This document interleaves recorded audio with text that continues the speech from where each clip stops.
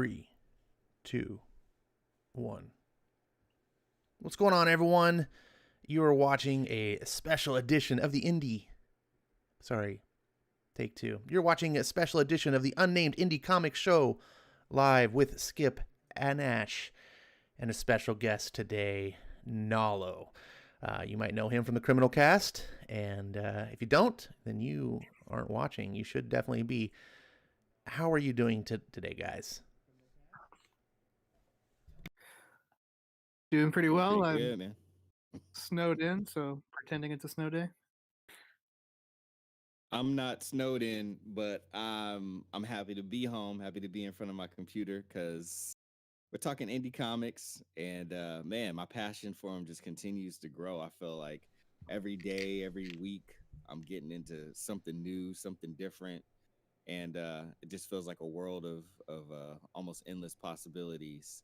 And so, yeah, here we go. Fantastic. Well, I am honored to be here with you guys, and thank you, Nalo, for joining us.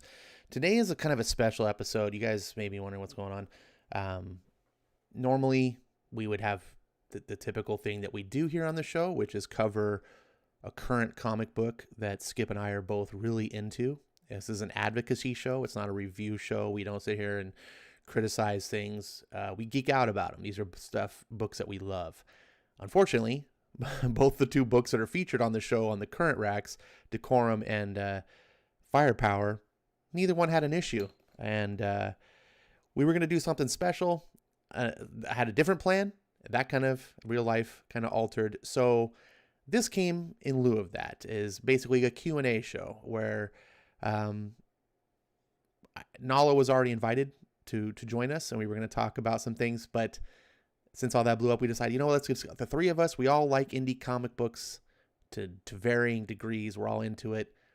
Let's just sit here and have a roundtable, hangout discussion, involve those in the chat to participate, talk about books, and just talk about indie books in a less formalized fashion. Now, to the topic of the normal show, which would be episode 6, that will be coming later this week, actually. I have not exactly formalized it, but probably Wednesday or Thursday. Stay tuned. I'll post it as soon as I can to keep you guys know, and we'll be discussing Firepower and East of West as normal, so the show must go on, as they say. I guess we'll start off tonight. Does anyone, I always like to have a refreshing beverage. It doesn't necessarily have to be alcoholic or whatever. It's whatever you like. I'm a big fan of drinks, be it good water to quality teas to coffee to even sometimes beer and wine. Tonight, I'm drinking, for the first time, I've never had one, a Corona Familiar. Familiar. I guess that's how you would say it in Spanish. What are you guys drinking? I got myself a vitamin water Power C dragon fruit right now. Oh, so I like the dragon fruit. Not one. as probably not as smooth and as exotic as what you have over there, Ash. But it wets the whistle. What more could I ask? I like the dragon water one. That's good on my, for my opinion. What about you over there, Nalo? Today I'm drinking some classic Pabst Blue Ribbon. Oh, he's outclassed us both of that highbrow stuff. This Familiar is not too bad. It's not too bad. What is supposed to be different about it? I don't really know. It comes in a brown bottle, like normally Corona's like the clear bottle. It comes in a brown bottle with a label. It says Corona Familiar. It doesn't say anything. I think it's bottle tastes the same, and you're like, tastes familiar. Like Corona. It tastes familiar. No, it's a little bit heartier than a normal Corona. It's still Corona. It's not. I hold the bottle up, and I'm like, it's not. I can almost see through the bottle as well. Where the liquid is where the non-liquid is. So it's not a dark beer by any means, but it does taste a little bit heartier. It's fine. It was on sale for $10 a 12-pack at the grocery store if you bought $25 of groceries. So I was like, yeah, I'll try that for $10. So there you go. You guys in the audience, what are you guys drinking? I like to always hear what people are doing. Like I said, doesn't have to be alcoholic. I'm a fan of teas, coffees, sports drinks, everything. It's all good. Let's see who's here. By the way, we got Lord Jimmy has stopped by. Comics Quirks. He's got a channel, by the way, just in case anyone knows. I always like to promote other channels that are here. Jimmy does some really good interviews with comics creators. So if you like listening to various comics creators, writers, I think mostly he does writers, but go over there, check it out. Let's see. Dragon Majesty's here. Ed Brewer. And that's oh, some noise in the background. That's all who's here in the beginning. Dragon Majesty says he's addicted to Pepsi of late. Yeah, I know that feeling. Soda is my bane. And Nalo, who's here, you could have just voiced this, is making it like you're into hibiscus teas. Yeah, I've been brewing them at home in like a mason jar with the cap on for like 20 minutes and then pour them over ice. Add some sugar, getting those fancy hibiscus teas that have like other exotic berry flavors, and it's really high quality. I recommend it. So you say you brew it in a mason jar. What's involved? Just so I can get more liquid than like a regular teacup. Oh, like you just pour hot water into a mason into like jar? a jar, and then I pour that into like a glass with ice. Oh, okay. Like 20 minutes later. Okay. Very, very good. Very good. Now we got a bunch of different comic books. I know behind the scenes, each one of us kind of talked about that we're reading that we kind of wanted to talk about. But before we went into like specific books and things like that, let me start off with some questions. And guys, you in the audience, please, by all means, this is a Q&A type episode, Hangout. Interject your opinions, interject your questions for me, Nalo, Skip, about books, about whatever you want, and we'll try to get to those. When did you guys get into indie comics specifically? And Nalo, as a guest, let me start off with you. Specifically the spring of 2019.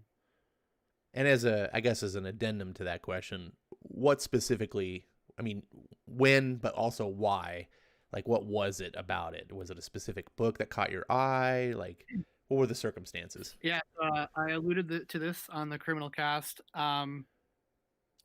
Growing up, I only had access due to family members to mostly DC books, then some Marvel. Took about a 10-year break, got back into it around 2019. Of course, I was just buying what I was familiar with, mostly DC, and it was Criminal #5 from the latest run that caught my eye. And after hearing about it from some people, I went back to the shop, picked it up, and then I think I've just been reading more and more indies ever since. All right, very nice. And what about you, Skip? For me, I was at the current, like my LCS that I have now, the main one that I go to. I remember distinctly just having some extra money left in my weekly comic budget. And then I was just turning around and 2 books caught my eye. And yeah, I'm going to need a little reference for when this is. I'll pull that up for myself. But I saw these bright, crazy color palettes popping off of the page of this trade paperback. And that trade paperback was Paper Girls Volume 1. And those crazy colors belong to Matt Wilson. And I was like, okay, well, I don't know what this is. And I'm a person who likes to take calculated risks, let's say. So I'm going to, and I think they were still doing that deal where like Volume 1 of the trade paperback for Image is like discounted. So it was only $10, $10 for the trade paperback. So I was like, cool, snag that. And then right next to that was another book that had some crazy dope color palettes, but more than the dope color palettes was the crazy cyberpunk jagged lines, wild art. And that book was Tokyo Ghost by Rick Remender and art by Sean. You say his name because he's your favorite. I'm forgetting his old name now. Rick Remender and Sean Gordon Murphy. Sean Gordon Murphy. There you go. Yeah, he is People one of my with favorites. the 3 names, they throw me for a loop. Yeah, definitely one of your favorites. So I knew you would be able to finish that off. So thanks for the assistance there. So those 2 books, I was like, oh, cool. And same thing, it was a volume 1, so it was only $9.99. So I was like, hold on, wait, I had $30. No, well, sorry, no, I didn't have $30. I had $15 left, but I was willing to go $5 over because I was like 2 trade paperbacks for $9.99, especially at that time. I was so used to getting DC and Marvel trade paperbacks where you rarely ever found them for that price unless they're on the discount rack. So I was like, worth it. And man, never looked back. Ever since then, I've just been snagging more and more indies as time goes by. Very nice. So Paper Girls is the book. I didn't know this about you. I'm glad to like learn more things. That sort of off. For me, my indie journey started a long time ago, and it was during the mid '80s, the mid to late '80s. I would say maybe 87-ish, and Teenage Mutant Ninja Turtles had hit the scene and was causing kind of a craze of anthropomorphic animal comics and violence mixed. There were all sorts of them. TMNT is the one that everyone knows because that's the one that stuck with everything. But there was a lot of copycats or just influenced books. People probably heard of Radioactive Black Belt Hamsters. There was a comic called Boris the Bear. There was a violent bear that killed people with guns. And then my ultimate end-up favorite being Usagi Yojimbo, but it was TMNT that was the first book. I had to try this thing out. I was like, first of all, as a kid, I was super ninja. If you threw ninjas into something, I was like into it. I was like, what, ninjas? Ninjas are the best. So it was like Teenage Mutant Ninja. I was like, you got me. And then it was like Turtles. That's weird. And so that's what I read. But that's what broke me to branch out and not just read Marvel comics. Got me to try other things. And I fell into that band of like buying all the bears and Radioactive because they were hot and everyone was like, oh, and a lot of it was garbage. But that led me to discover Usagi Yojimbo, which has been one of my favorite comics to this day. Over 35 years later, I'm still it's probably my second most influential comic, or the thing that I hold dear behind X-Men, because X-Men was my original comic thing. But and the only reason we don't talk about Usagi Yojimbo on this channel, in the beginning we were going to talk about it, is it's one of those books that's been around so long, you kind of either know about it by now or you don't. And Skip and I were drawing attention to other books, and the way Usagi is, it's not a book that you speculate on or theory craft or be like, I wonder what Stan Sakai, it's just, he just tells little parables, and I make that sound silly, but it's not. It's like, it's really good, but it's hard to, it's not a book that lends quite as much as like a really thick, plot heavy twists and turns and where is this going. I think you guys know what I mean. Anyways, let's see. Was anyone in the audience? Some people are complaining about the volume. I've cranked up all the levels on my end as much as I can. Please submit feedback, but I've got Skip and Nalo up as high as I can. I've turned myself down a little bit, so I don't know what the balances are. It sounds fine to me. So let me know, but that's what I can do for now. Let's see. Jimmy says he read a couple issues of Paper Girls and it wasn't for him, but he did recognize it was high quality. Let's see. Did you guys out in the audience, I mean, what do you guys, I hope you read some indie comic books. You're sitting here watching our indie show. Let us know. I'm curious to know what you guys picked up as your first indie books. Jimmy says he read the Game of Thrones. He just started reading Game of Thrones, so it's only fitting to drink wine. Okay, very good. Let's see. I'm going to talk about the TV show, so we'll move on. What would you guys say are your favorite indies of all time, now that you've got to explore different books? And let's start with you, Skip. What do you have, an all-time favorite indie comic or two that's just legendary in your eyes? Oh yeah, that's easy because it's my favorite comic series of all time, and that's East of West. Hands down, no doubt about it. It's my favorite current writer, Jonathan Hickman, with my favorite artist, Nick Dragata, with one of my favorite colorists, Frank Martin Jr. And I really appreciate what Russ Wooten brings to the table as well as lettering. I find that a lot of books where I kind of look a little deeper into the lettering, or I feel like the lettering is exceptional, it's usually Russ Wooten that's on the letter. So I want to give Russ some credit as well. But yeah, easily just that story. Like they just slapped two of my favorite genres together, Westerns and science fiction. And then the characters are so distinct. Nick Dragata's art, just like, it was unprecedented, the leap that he took. If you were kind of following his career before that, and then obviously taking a look at the work that he and Jonathan Hickman first did together, which is on some of the later issues of Fantastic Four, which then led over into them working even more together more on additional comic books in the Future Foundation books, the FF books. Just took an unprecedented leap. It was crazy. I got an opportunity to interview him and talk to him about that, and it was really cool to hear his insights. And basically, talk about him being unchanged, not having to take notes from editors on, what his art is and isn't allowed, to be. And I just enjoy how he talked about the liberation of it. So easily hands down. And then, of course, we're covering it here, and appreciate everybody who's been tuning in and following us along that journey of East and West. Nalo and I have talked about the book before. So Nalo is also extremely knowledgeable about that series. It's one of his favorites as well. I'm speaking for Nalo right now only because I know that for certain.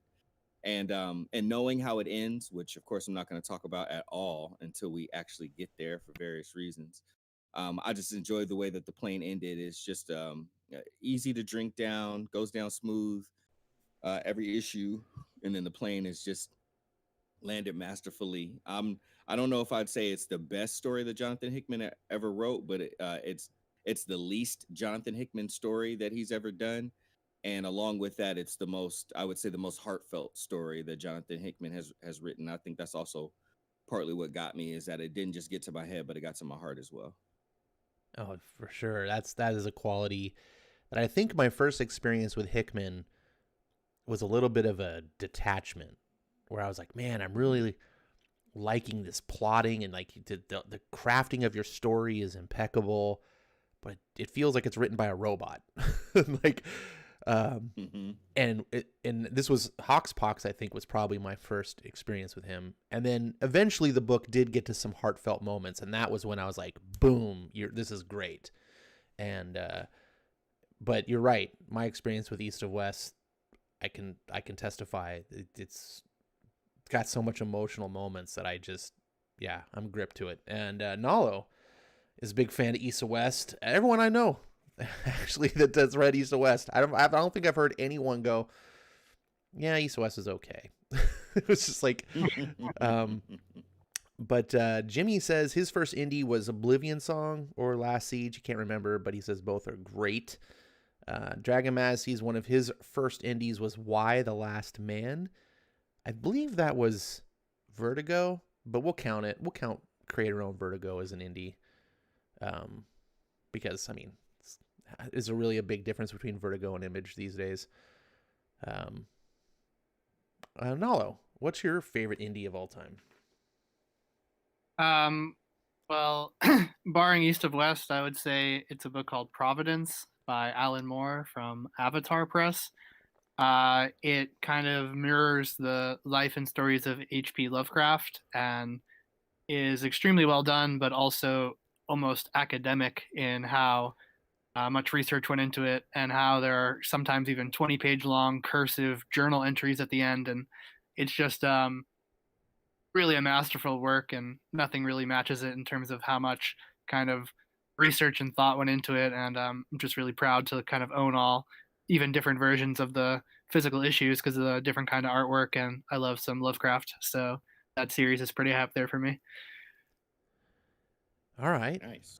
I'm gonna have to check that out. I think Alan Moore is someone I need to read more of.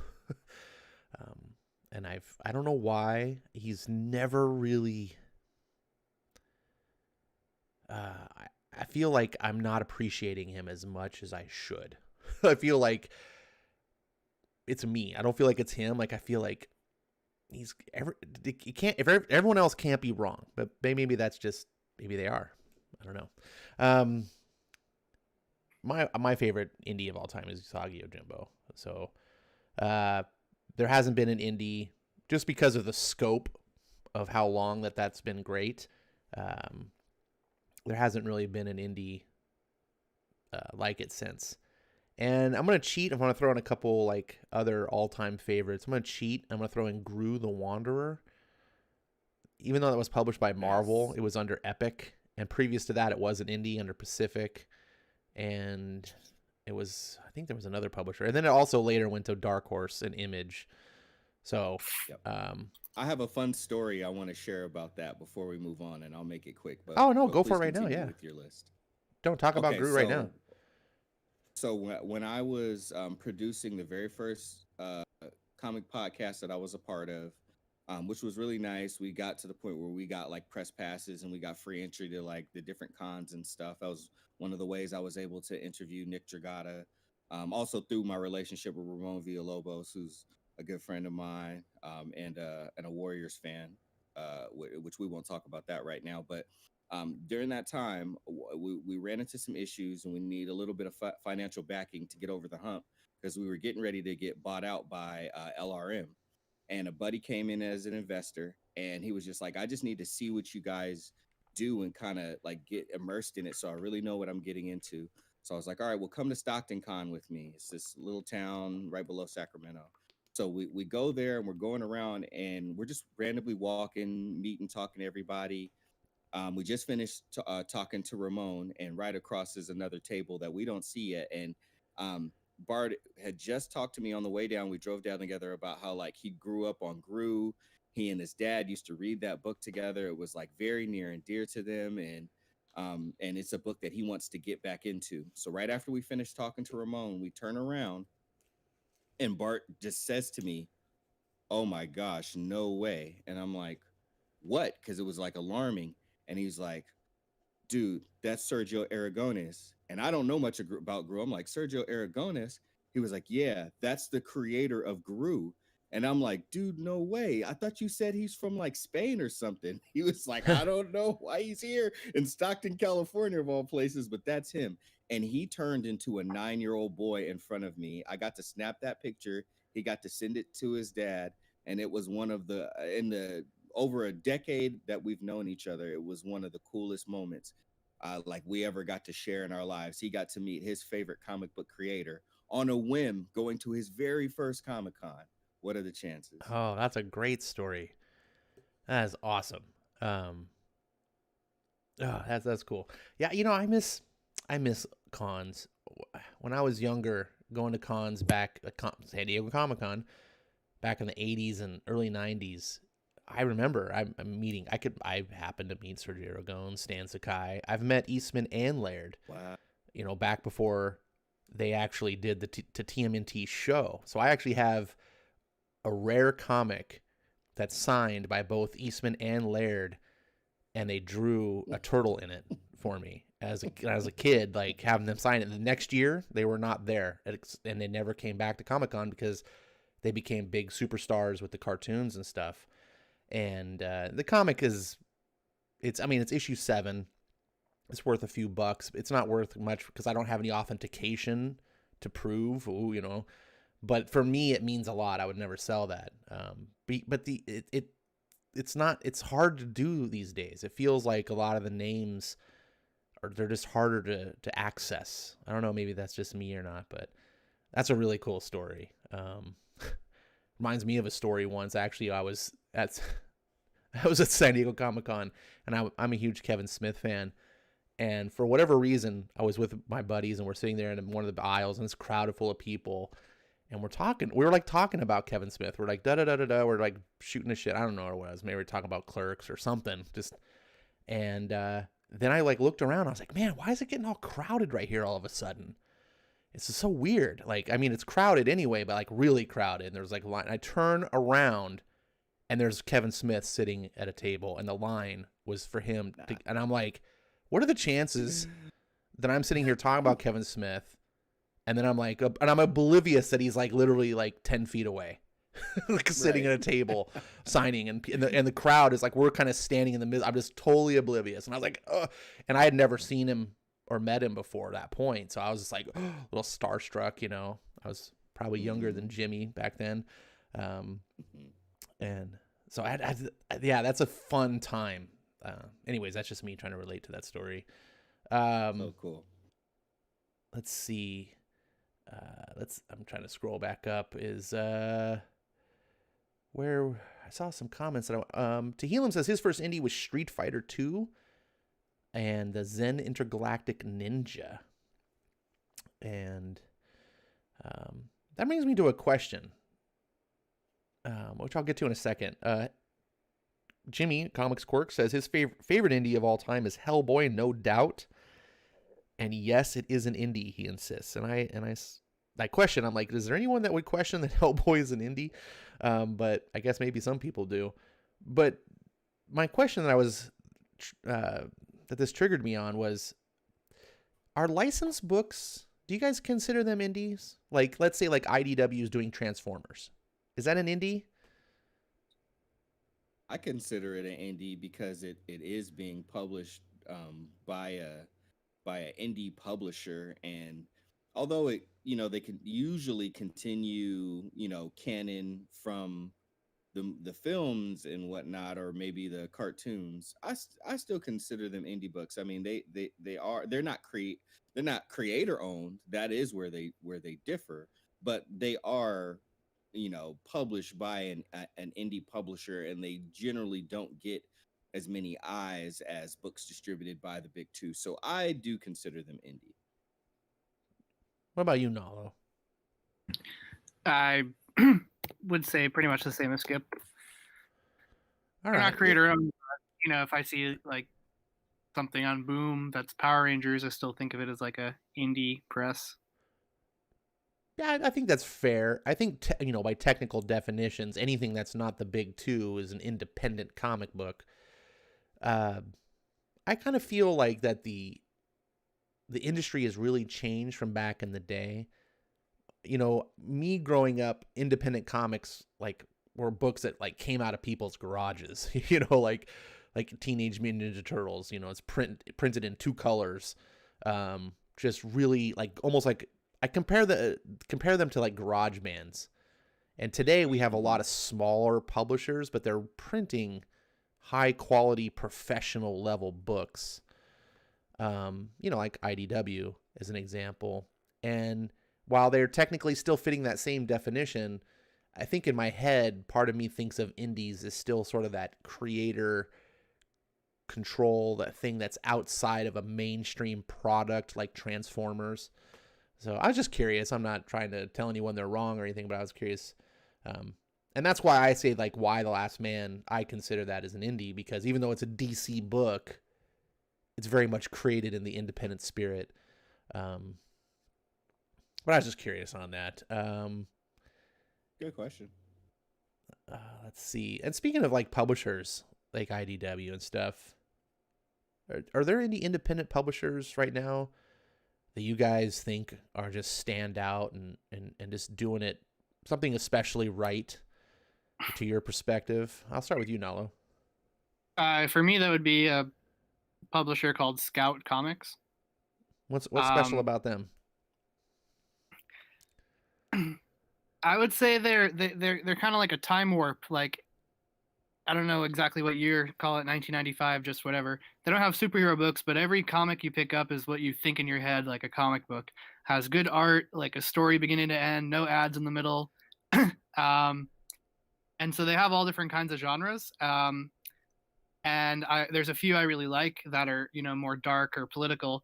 But I actually decided to subscribe to their subscription box. So actually, once a month, I get like 12 of their offerings and just kind of get a taste of everything. And they just feel really like old school indie, under the radar. And they're just, some aren't for me, but they just seem to be chugging along and not trying to, do anything pretentious or do stuff just to get likes or retweets on Twitter. They're just like a comic book company and pushing forward. So I would recommend everyone to check them out.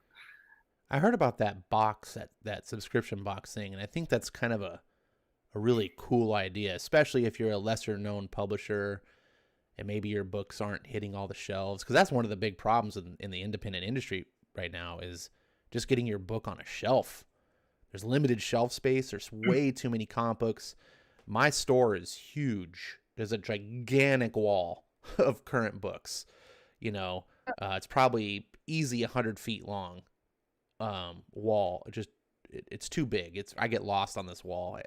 I kind of don't like it. But even they don't carry half the books, right? So you go, and if you're a kind of person who isn't maybe like us that are going online and researching stuff or listening to YouTube shows talking about books that they, like you're just a schmo guy, goes to the store and looks to see what interests you, what grabs you to pull it off the shelf.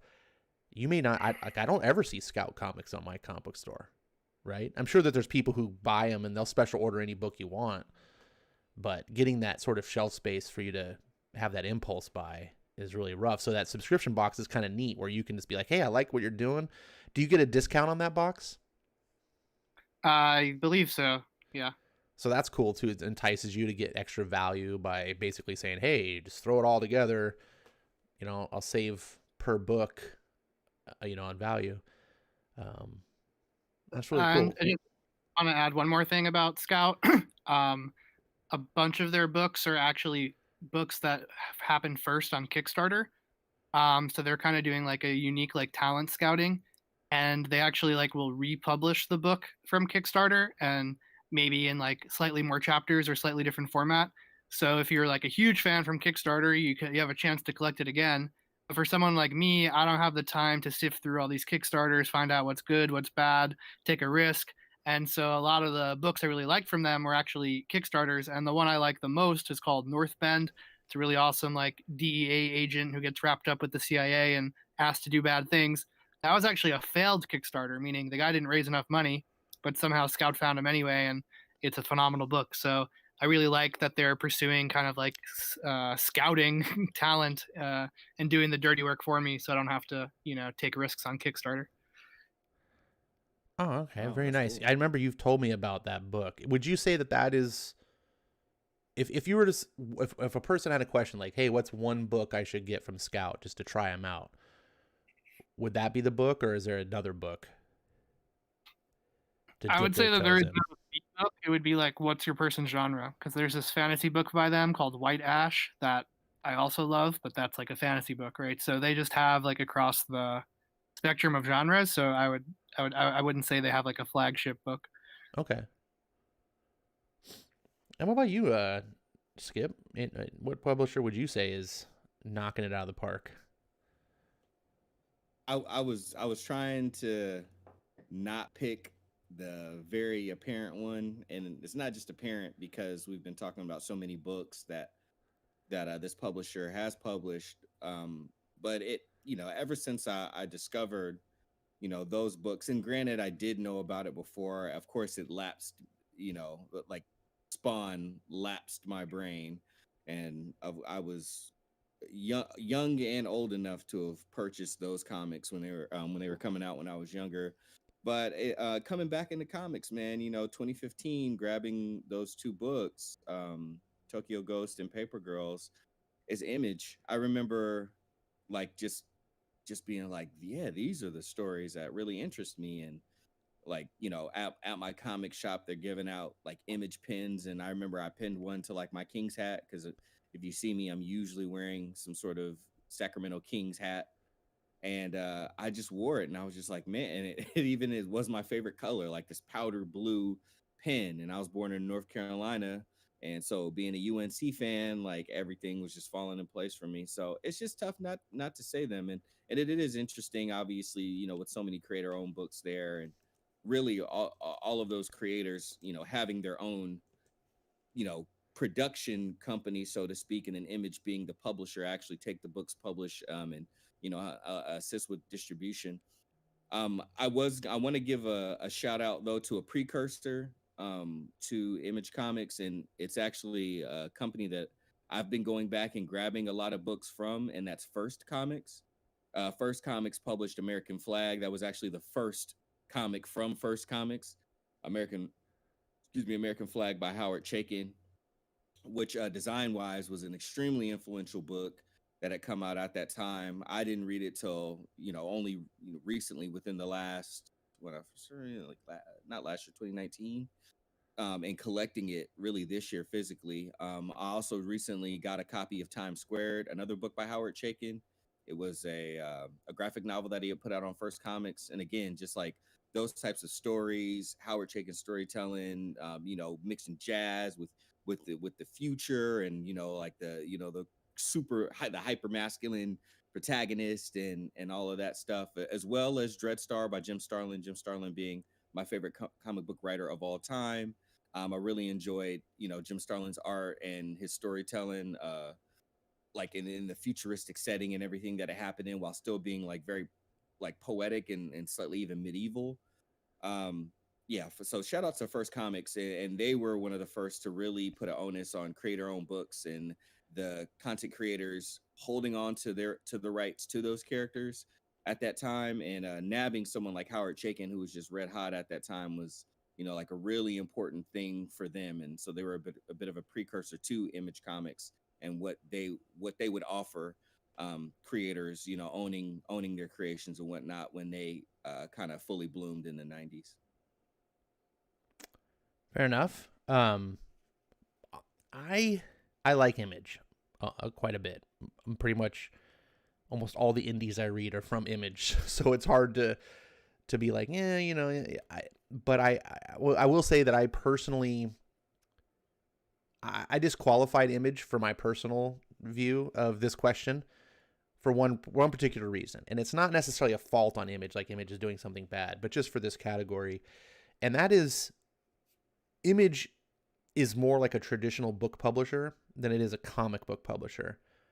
And by that I mean comic book publishers usually follow the model of Marvel and DC, which have absorbed previous publishers before them, like Atlas, and there's National and Gold Key, and different publishers kind of get absorbed. And there used to be a lot more, is my point.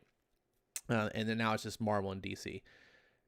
And what they do is they have their own properties, and they say, like, this is what we make. We make Batman comics, we make Superman, we make Spider-Man, and then they hire people to write those properties, and then they have an editorial staff that kind of controls and limits the writer, what they can and can't do, and stuff like that. Image, like a traditional book publisher, like say Penguin Books or Random House or whoever, all you got to do is convince them that your book is going to sell. And you've got something, and also not be something that's abhorrent to their line as well. If it's a property that is not outside of what they want to put their logo on, and it's something that's quality, you can get published by Image. And if you're really good, they might even contract you to lock you in to, for some of these bigger deals, if you're, say, a Brian K. Vaughan or a Robert Kirkman, etc. So that being said, I think that's one of Image's greatest strengths. But I also think it's one of their weaknesses, because it makes for a really just all over the place lineup, right? You can't go to Image and just be like, oh yeah, Image does the things that I like. If you're a Marvel fan or a DC fan, they kind of structure, or at least they used to, more structure their books to cater to the similar audience, or Image all over the place, which can be good because something for everybody. But if you're like a fan who's like, oh, I just like this, it's harder for me to be like, I just like Image books, right? And so for that reason, but what I will say is there are studios within Image, like Top Cow. There used to be Wildstorm before Jim Lee sold that to DC. And my favorite one at Image that does kind of have its own vision and something that draws my attention to the brand name is Skybound. That's Robert Kirkman's imprint. And of course, all the books that he does is under that, but then he has other books that can be published. And I find myself I think all the Image books I get are all Skybound, whether they're Kirkman or not. So that's the one I point out, and I try to point out to people. It's like, look, if you're looking for Image books, look at that Skybound thing. Seems to be consistent quality. But as an independent publisher, that's really drawn my attention that I'm applauding is Boom Studios. Now, I don't really buy many Boom books. I think I buy one. I used to buy also Firefly, but I dipped out. That's not a criticism of Boom. It's more of just they're doing product that's not targeting me, and that's fine. But I think that the target audience that they're trying to hit, I think they're doing great. And I also think that Boom is doing something that I always wished Image would do, and that is having in-house properties combined with create your own stuff. So that you can maybe fall in line with like, oh, these are the things that I like that, is a Boom product, versus also like, hey, my favorite creator went over and is doing a comic that Boom is publishing. They're kind of mixing the best of both worlds. And so they're sort of entering Image's ballpark, sort of say, without being Image. And they're doing some good stuff. And I think that they're just getting better and better as they go along. So that's my shout out to them. Let's see. Marania says from an earlier question that her favorite independent comic book is in the same era as the original TMNT, and it was X Mutants. I vaguely remember, I don't think I ever read it, but I think I remember seeing covers to that. Any of you guys ever read X Mutants? I have not. Nope. Let's see. Ed Brewer's asking, how much control does a writer of a licensed property have? Would Transformers have to okay a book so they don't look bad? And then Dragon Majesty says, I think licensed books have to get approval for every issue. And to that, I will say that is mostly correct, especially with Hasbro. Hasbro has a lot of control over their properties. But there's a few that I hear, like John Wick. I think I remember watching some videos about John Wick or whatever, like, that a lot of times like these books would be delayed because they would have to submit to the license owner or whatever, whichever studio, I don't know who owns it, and to get them to approve before they could send the book out. And so even if the book was all done and they didn't get the okay, they're just sitting on their thumbs.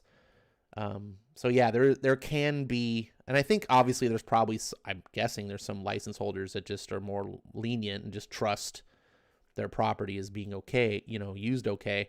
Generally, the way you can tell about that is when you read something that's really bad or just really not getting the property correct, and yet it's still being printed. You can usually make an educated guess that that particular holder is not paying that close of attention to what's being done. Let's see.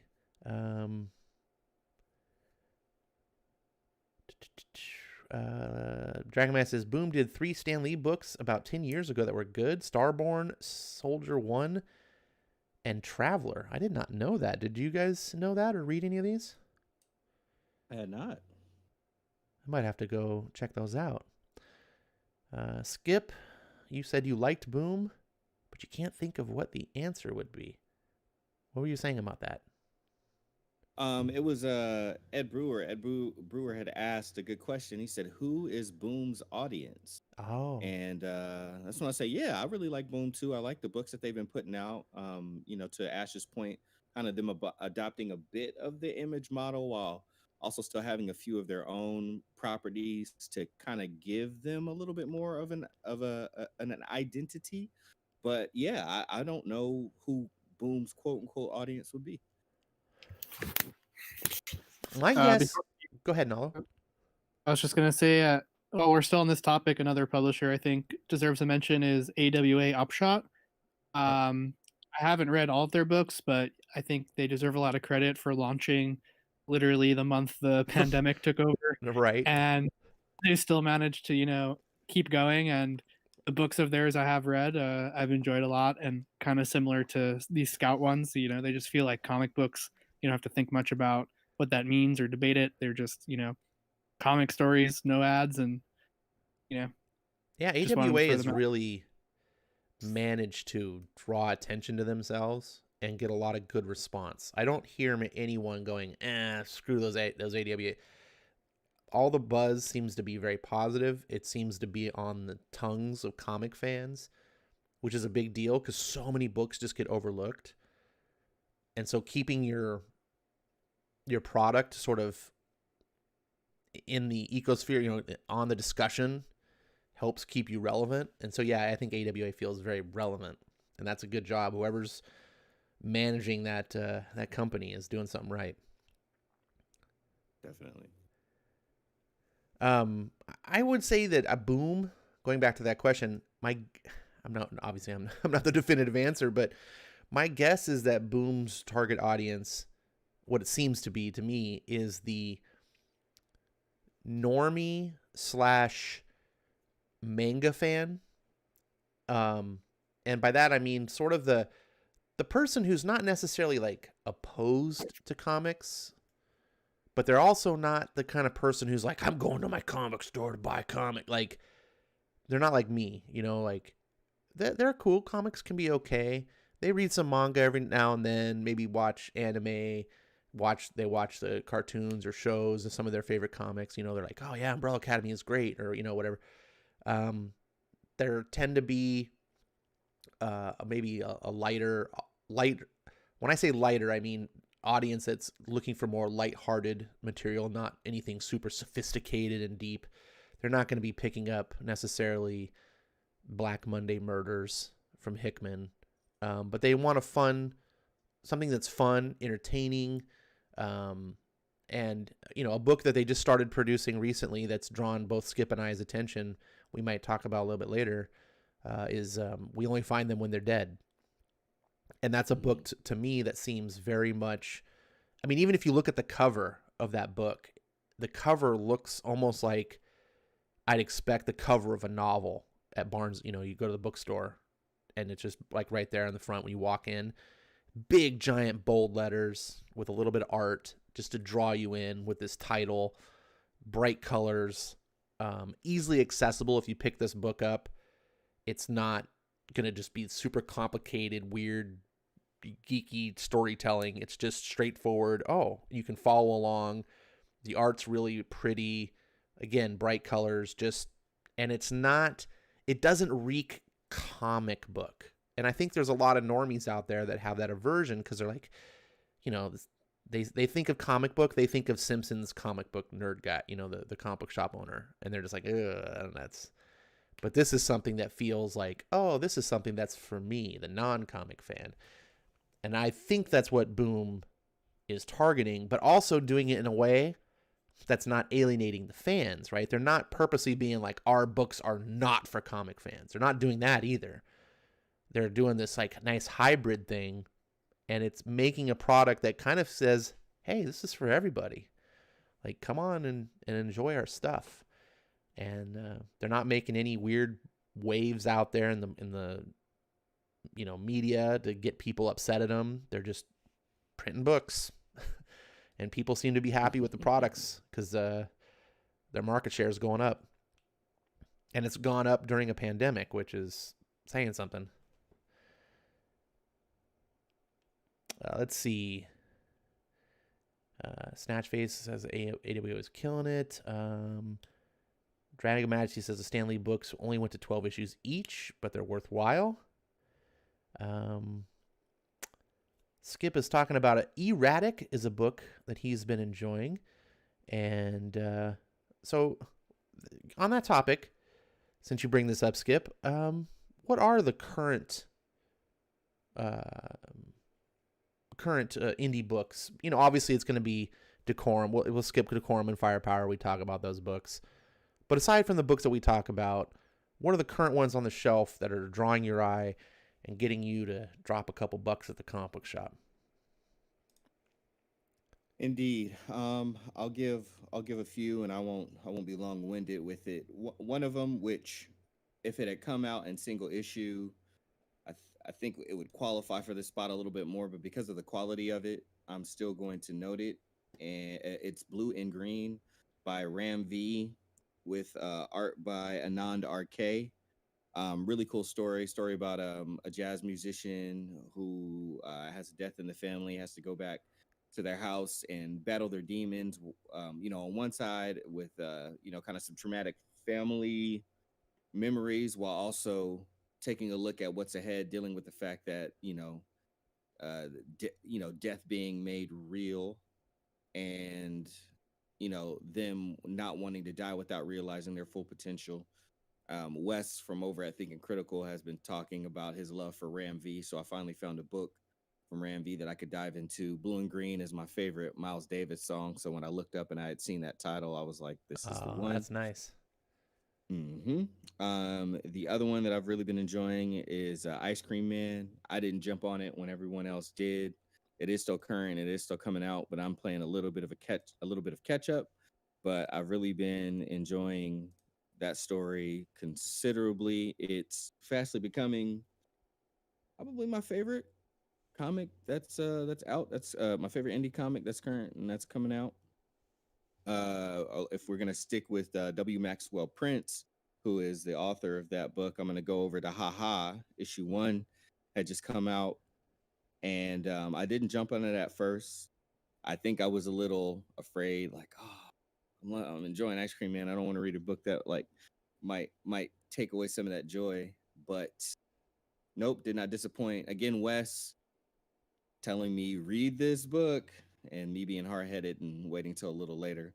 I've read the book like 3 times now. I've read the issue, and I've just enjoyed it so much. Now, so, if you Haha would, by W. Maxwell Prince, because you got me to read Haha, and we had a conversation the other night about this book, and I don't feel like we talked about this. I didn't really appreciate it the first time I read it. And you don't need to go in maybe in quite the depth of the conversation that you and I had, but I really appreciated some of the things you had explained about the book and what it meant to you and why you liked it. Because I think it really did help me to appreciate it more. And if you would maybe just kind of give a synopsis, or just a little overview of that book and maybe why someone should pick this up. Definitely. Overview, and then I'll get to the heart of the matter. Essentially, it's a man who has an extremely positive outlook on life, counts his blessings, counts what he does have, versus at looking around at other people's lives and counting what he doesn't have. In the midst of that, he's a clown, so his wife is not enthused about the job that he has. His kids do not seem very proud of him as a father. His place of business is actually shutting down because people these days find more of their entertainment in home and don't go out as much, to places like a circus or whatnot to be entertained by something quote unquote antiquated like a clown.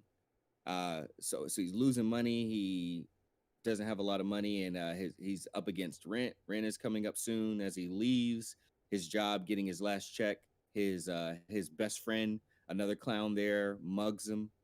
He goes into a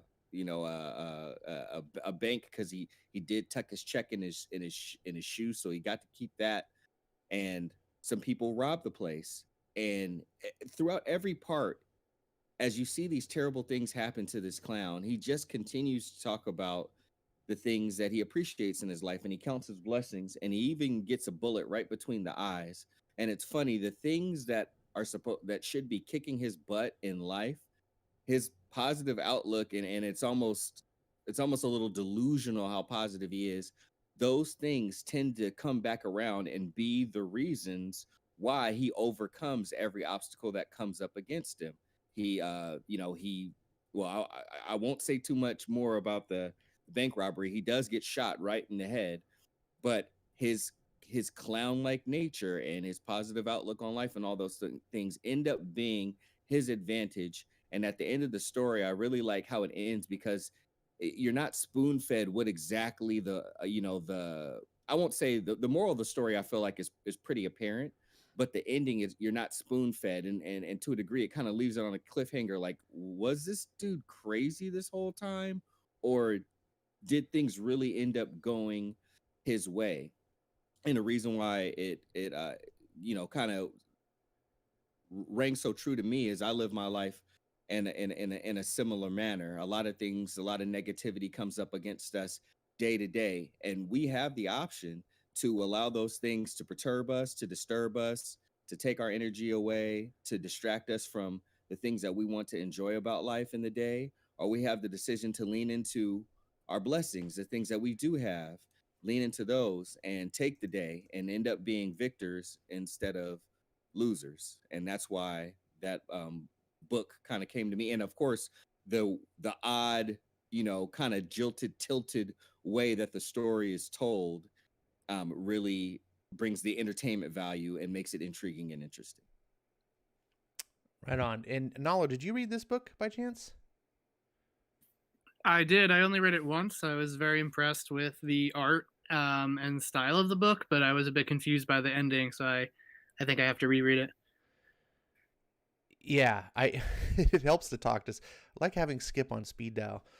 No, seriously, as I read this too, and I felt just like you, I was a little confused. So what Skip is saying, I can attest. You're not spoon fed, and I appreciate that. I would rather be confused and have to read something again than have the writing just like spell it out like you're an idiot and be like, "Here, did you get it?" Like, it's like when you explain the punchline of a joke, it's no longer funny. It's like, so I talked to Skip, and he went over some depth more than he did here, and explained like what it meant to him. And I was like, oh yeah, okay. And I was revisiting the book in my head as he was talking about it, and I was like, okay, I've developed a new appreciation for this book.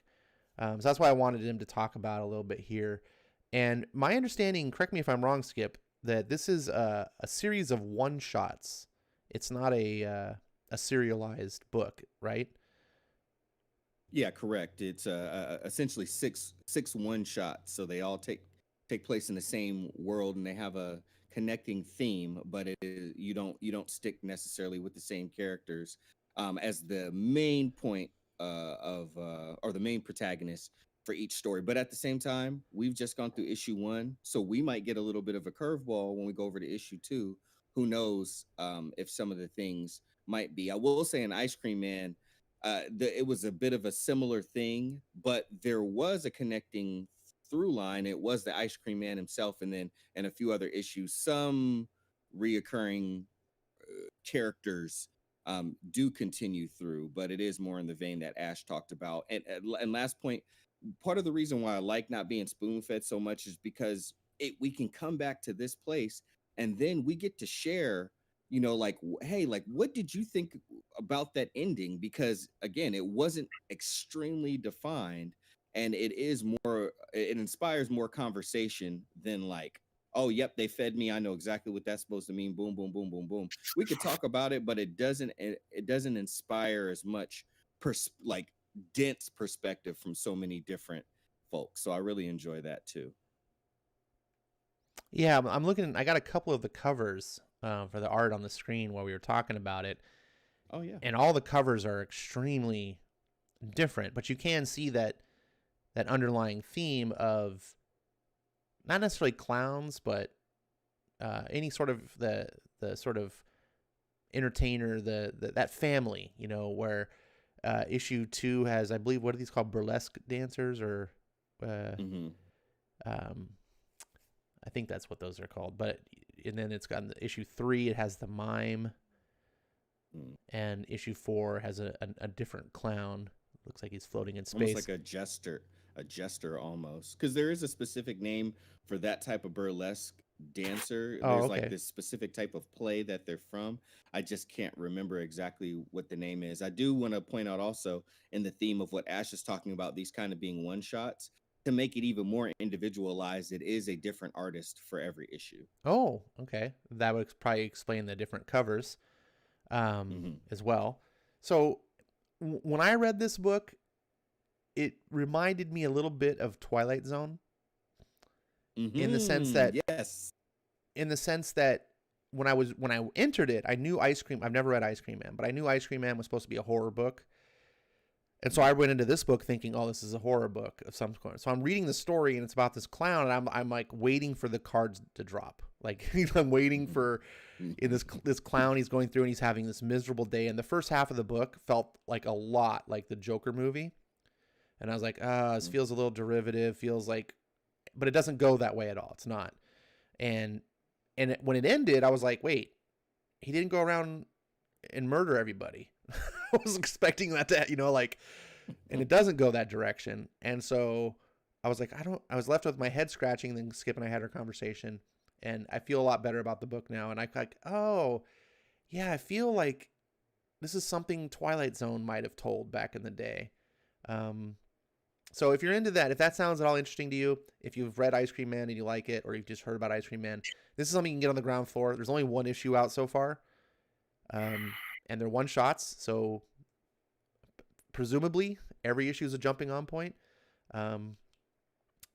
It's worth checking out if that sounds like something that's up your alley. Any other books? That's current books you're reading? Want to draw attention to? No, I'll stick with those for right now. I feel very strongly about those ones, and I want to give a little room for because Nalo's got quite a list. So I want to give him some room to at least tell us about 20 of his 100 indie books that he's enjoying right now. Well, one of the reasons I wanted to have Nalo on the show is because he is a big indie fan, and we talk behind the scenes about indie books, and he's always talking to me about books that I've never even heard of. And one of that one was that I can't even remember the name of it. What was it? North something? North Bend? Yeah. I really need to find that book. It sounds like it's up my alley. But anyways, he tells me, it's like, oh, you gotta read this book. And I'm like, I haven't even heard of this. And then today for the show, I was like, hey, tell me the names of these books so I can go find some images of them. And some of the books, I was like, I can't even find images of these books. They're so rare. But that's cool. I mean, that's part of what makes the cool thing about indies, I believe. So my point is he has an eclectic taste that's even different from me and Skip's. So I wanted to have some more voice to the channel and let him talk about some of his favorite books. So Nalo, take it away. Sure. Well, since I already said I was very impressed with Scout Comics, I'll start with one of theirs. It's a book called Frank Out Home on the Farm. And I think this is another one that might have been a Kickstarter previously, but it's getting its heyday now in local comic book stores. And it's basically about a World War I veteran who's a young kid and just came back from fighting in the trenches. And he's extremely traumatized, as you may imagine. And he's from some small town in a farm. And he's really excited to get back and, meet his family and see his brothers and sisters and his parents. And he's fantasizing about, the last time he saw them.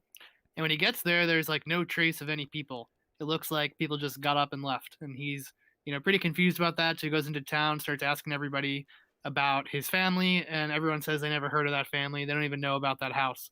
And he's living in it. And he starts to feel like he's not alone. And it seems like that the animals may be alive.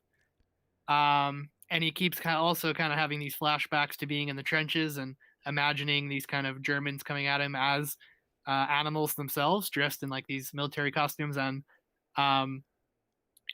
there's only one issue out so far. Issue 2, I think, coming out this week. I got to read issue 2 in advance. It might only be a 4-part series, but it's just very unique. You don't really read any books about a World War I veteran, and then it's not really that realistic in the sense that, we don't know what happened to his family. Did they turn into animals? Did they not? But this is a very just hooked me, basically. And that's kind of with these scout books, they're not on the level of like a Jonathan Hickman or Blowing Your Brains, but I never really regret picking them up, at least the ones that seem like they would appeal to me. Um, so yeah, I'd recommend that one. Yeah, these Uh, is just real quick, just interject on it. This is to me what indies is all about. It's and this is, I mean, maybe that's just from me growing up, in indies or just these rare, hard to find, small, really small publisher books, but a work of passion, something that's just also really different. You would never find a book like this at a major publisher. Well, these days it's, blurring the lines because you got, people like Boom Studios, Image doing all sorts of stuff, but back in the day, you didn't. Marvel and DC weren't making it. Everything had to be so mainstream. This is completely non-mainstream, and I adore this sort of stuff. It's sad, like I said, that you don't see these on the shelves because people aren't grabbing them. We have to talk about them later and get people to like go find them, and so hopefully you guys are listening. I just wanted to interject on this because some of these books, and if you're a collector, that's a great thing too, because a lot of these can be very rare, and you can feel prize in your collection. Go ahead. Sorry. no apologies. I was just gonna say to the audience, if you are interested in this book, Scout actually started a new policy where they're putting 2 months buffers in between their issue 1 and their issue 2, basically to try to solve the problem you're actually talking about.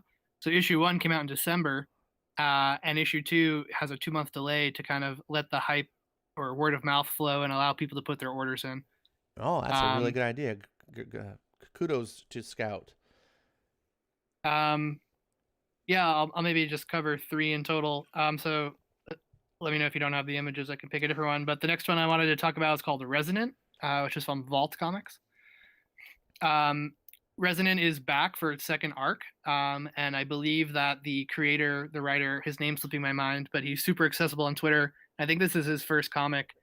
The art is really astounding, and it kind of reminds me of a Skybound book to some extent, in the sense that it's some dystopian future. There's this family trying to stick together, just a dad with his daughter, son, and then another child who's very ill.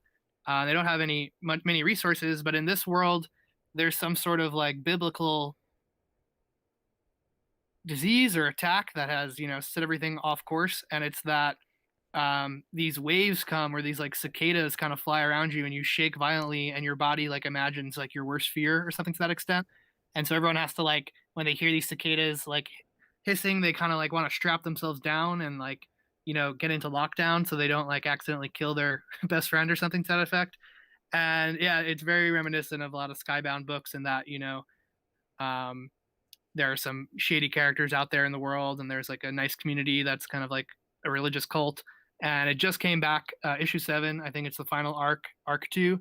And I have a T-shirt that's of this cover you're showing, and I think it's just a really cool book and really great to see. It's David Andre, that his first book is growing a fan base basically. This book that's it's on the screen here. This is the trade paperback, by the way.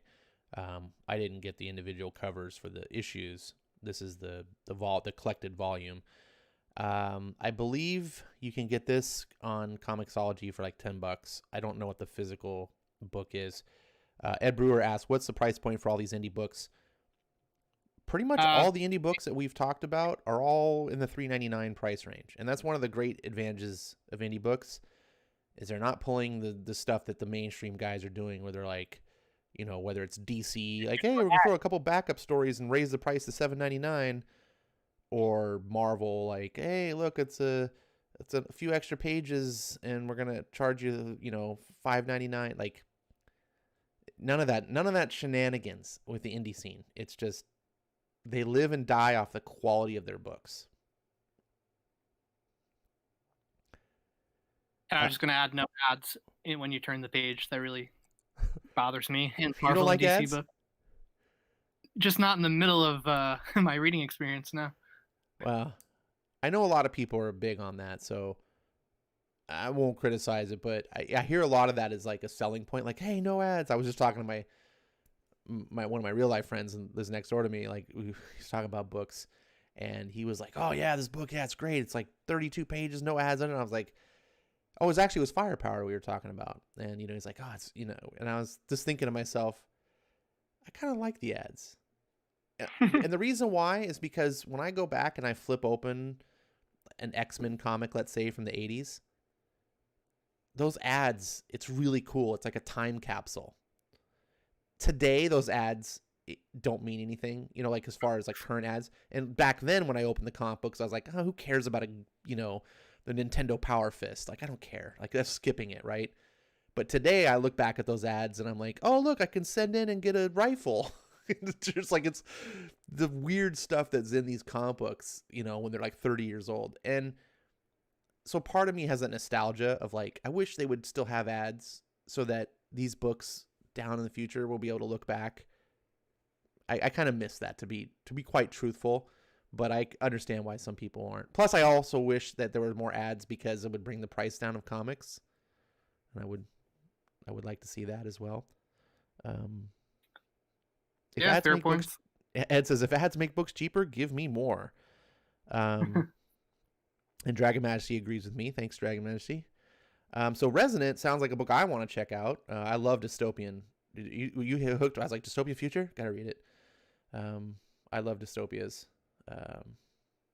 So what other books? I think I got most of the books that you had for images, but feel free to talk about whatever you want here. This is their time to sell people on indie books. All right. I'll do one more for now. The book that I'm most excited about is The Department of Truth. Partially because I'm really into conspiracy theories just for fun. I like to read ones, not like I believe in them, just because it can send you down some rabbit hole. And I know a lot of people were not hooked on issue 1, and it looked like it might be like overly political or so on and so forth. But once you figure out what this book is about, that there is this Department of Truth that has to stop people from believing in conspiracy theories, because if too many people believe in them, they'll become real. It opens up some really wild plots. Like, one of my favorite issues was about a mother who lost her child in the Sandy Hook school shooting, unfortunately, but starts to and has to deal with all these people like writing to her and calling her up saying like it was all fake, it was all a myth. And this, basically the antagonist of the book, the Black Hat, which we don't know anything about, sends her an envelope that shows that her son was a crisis actor. So she comes to like even believe it and is ready to break it to the news. And of course, that will mean the Department of Truth has failed. And, that issue, he has to go in as a mission and basically stop her from, leaking this alternate reality out into the real world. I'm not sure where the book's really going to go, if it'll stay one of my favorite books, but Martin Simmons on the art. I'm not the biggest Tinian fan either, but this book is just, hitting all the right notes for me personally. This is a book that I did a review on the first issue, and I enjoyed reading it. I think Tinian is a good writer, or at least he's a entertaining writer. So that's something you and I differ on. I'm actually a supporter of Tinian's. His name will draw me to a book.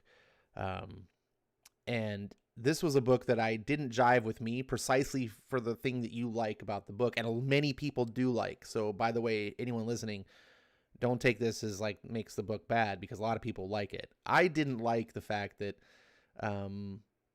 there was this weird existence of fact is basically what people believe. So if tons of people believe the world is flat, then the world is actually flat. And the whole point of the Department of Truth is to be like, no, we got to stop this misbelief because it's causing it to be real. And my thought is, well, basically, you're controlling what is real by controlling the thoughts. Whatever is real is what people believe, but people only believe what you're convincing them to believe. You're basically antithetical to the thing that you're trying to stop. The arc ends on, that exact question, is the Department of Truth even the good guys here? Yeah, and so I think I might give it another chance, because so many people have been liking it, and I only did read issue 1. But that was the one thing that kind of threw me off. I was like, really? Like, I'm kind of actually more interested if the world is actually flat, because it's a comic book. Like, I don't believe the world's flat, but I'd love to read a comic book where the world actually is flat, but no one actually knew it, and there's a big conspiracy to keep all this stuff covered up. Because I'm like you too. I think conspiracy theories are neat. But I do have, like, I put multiple covers of this book, and they all like look the same. That was kind of a drawback. I was like, come on, guys. But apparently some of the future, they realized this problem because some of the future covers are starting to look different. But the first 5, it's this red, black, and white stuff, which, yeah. But the future. Have you read this book? Skip? What's that? I was saying, as Skip, have you read this book? I haven't. I've said that I was going to check it out because I really enjoyed the premise. I, along with both of you, not as much these days anymore. But I still appreciate the time where I was like super into conspiracy theories and like diving down the YouTube rabbit hole, like watching videos that's got like 3 views, but it's like this crazy thing like stitched together, and I couldn't get enough. The storytelling itself of conspiracy theories just drew me into them. But I don't know why. Maybe it's James Tynion. I'm not sure. I've there hasn't been anything that I've read from him that I've really enjoyed, and I think this book keeps slipping down the list, even though I really enjoy the premise. Maybe when it's collected, is it out in trade yet? Because they're on what, issue 6 now? Issue 5 just came out, and I think the first trade should be coming soon, hopefully. Okay. Usually with Image, Mhm.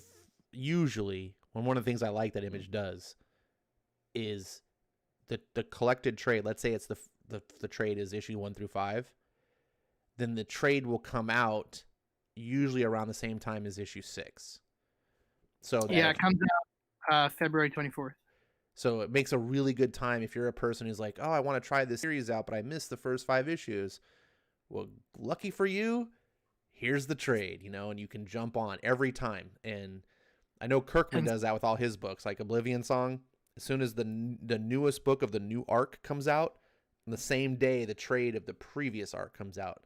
So you can jump on every time, and it's really cool. I think it's a good way to get over that problem, because a lot of the things about independent comics versus, say, like the big 2 is they're a giant serialized story, and jumping on in the middle of the story can sometimes be not what people want, right? If you're going to sit down and watch Game of Thrones, you're not going to start in the middle of season 4. You want to start from the beginning. And a lot of these comics are the same way, but by doing the trades this way, it makes it really accessible, and giving you a chance to jump on with everyone else. And with Image, I like too, their first trades are always discounted. So Department of Truth will probably be a $10 trade if it follows the same pattern. Yep, it is.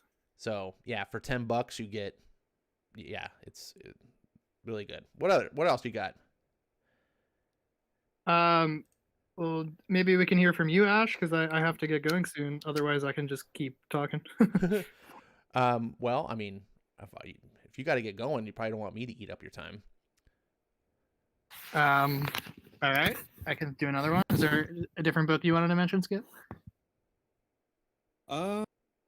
No, I pretty much got mine out the way. I was kind of more interested in hearing yours, because you did have such an array of books that I hadn't heard about either. So yeah, you're the special guest. You're not here every time. So. All right.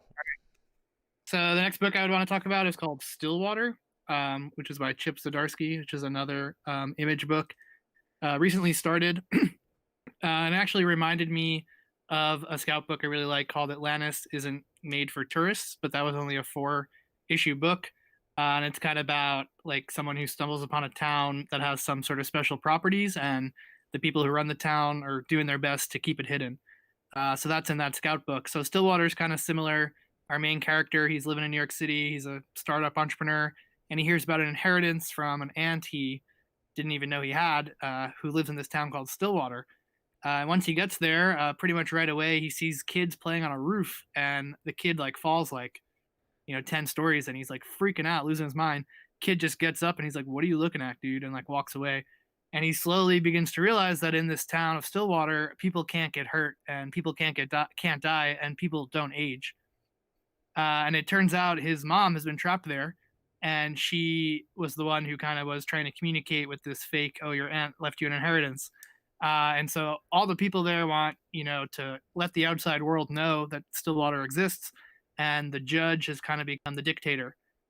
Why I put this book on my list right now, though, is because I thought it was going to end on issue 5. And issue 5 ends with, I wouldn't necessarily call it a twist, but whoa, you didn't see that coming, and strap in because this is definitely going for longer than 5 issues. I hope it's an ongoing. I really recommend checking it out. I wouldn't necessarily pay top dollar for it, but it's a really solid Chip Zdarsky book, and definitely one of the. There's not that many books out in general these days, so it's definitely one of the ones that I'm like excited to see is coming out. And it looks like it is a skybound book. So, like you were saying, Ash, look for that extra symbol to know you're getting something good. Skybound, I'm telling you, man. It's like they just keep hitting home run after home run. Yeah, this is a book that didn't quite grab me, but I'm thinking, I only read the first issue. A lot of people are loving it, including you, and I respect your opinion. I think this is a book I'm going to revisit when the trades are collected, because it feels like there's a much bigger story.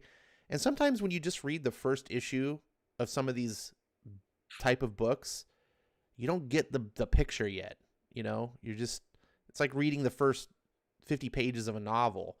Oftentimes the really good stuff has to slowly be revealed, and I really do like Chip Zdarsky as a writer.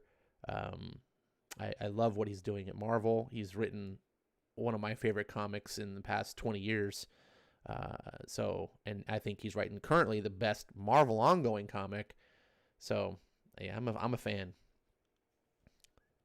Yeah. So the fact that book didn't end on issue 5 has got me way more. It's moved up the list for what I'm interested in, and I hope there is a lot more to tell. Yeah, that sounds exciting too. Another thing is I'm a very much kind of like turn my nose up to miniseries.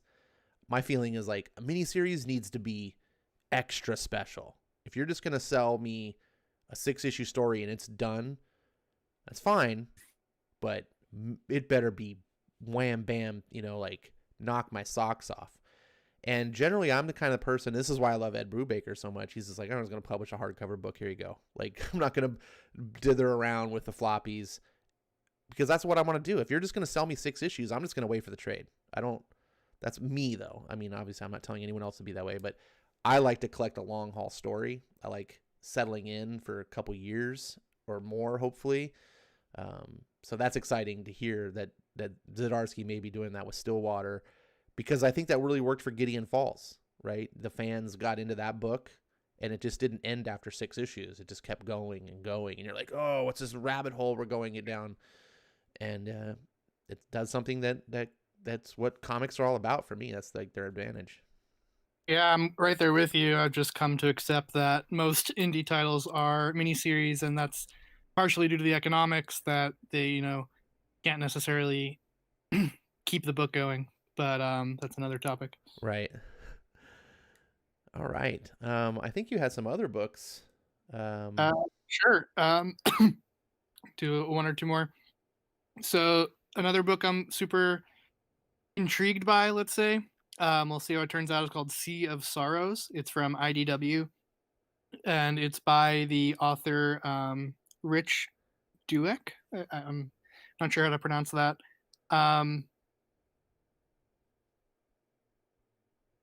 Sorry. And I know of this creator because he wrote a book also from IDW called Road of Bones. And it's kind of this like Soviet prison camp in Siberia. Prisoners escape and are on this road of, winter terror and thinking about eating each other and don't want to get caught. And so I already knew I kind of liked this creator. And this book is, first off, I think the art really stands out for me in Sea of Sorrows. So Sea of Sorrows is a period piece, also horror based, about a like maybe it's set in the 50s, but they're looking to dig up an old German submarine from the war that will have a lot of gold. And I think once they start diving down there, they start hearing the songs of sirens or haunted mermaids or something to that effect.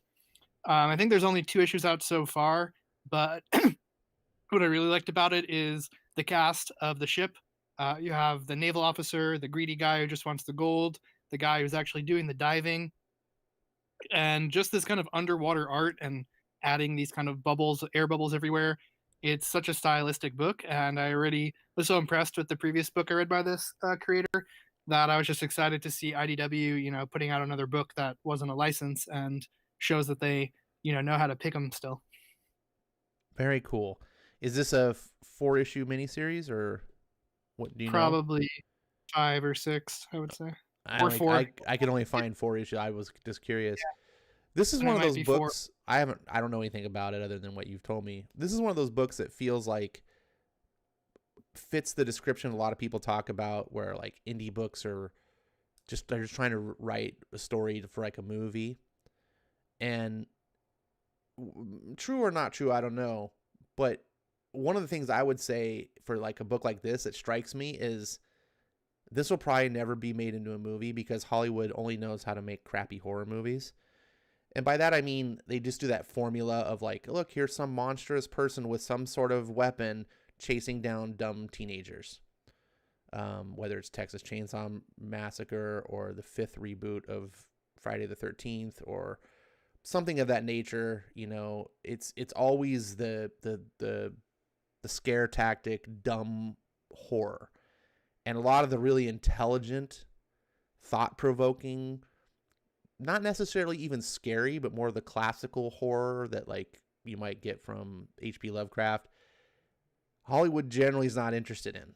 It's so few and far between you get a movie like The Thing in Hollywood.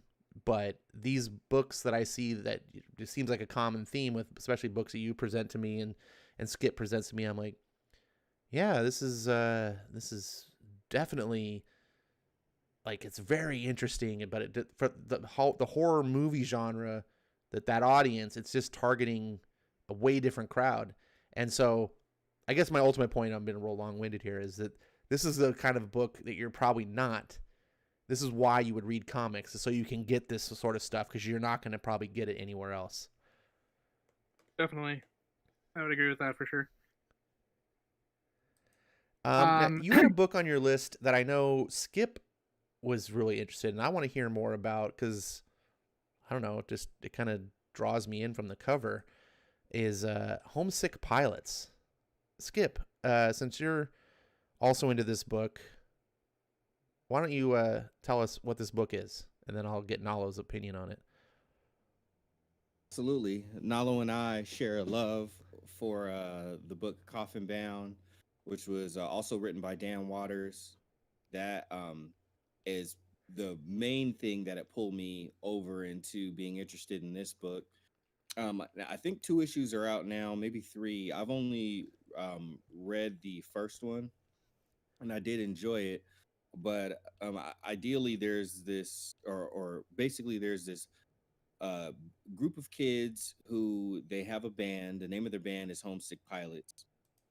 They go and they're I think I don't know if they were exactly said what genre of music they do. Nalo, maybe you can chime in on that when you jump in. But they go, but it seems like punkish, or at least indie, because they go see another band and the band is performing in a bowling alley. And I know all about being a little punk band and all that stuff.